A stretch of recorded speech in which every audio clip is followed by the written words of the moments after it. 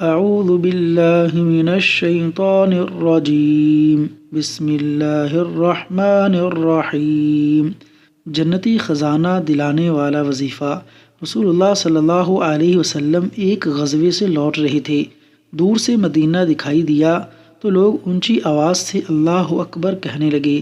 رسول اللہ صلی اللہ علیہ وسلم نے فرمایا، تمہارا رب بہرا نہیں اور نہ وہ غیر حاضر ہے، وہ تمہارے درمیان اور تمہاری کجاووں اور سواریوں کے درمیان یعنی قریب ترین ہے۔ پھر آپ نے فرمایا، عبداللہ بن قیس، میں تمہیں جنت کے خزانوں میں سے ایک خزانہ نہ بتاؤں؟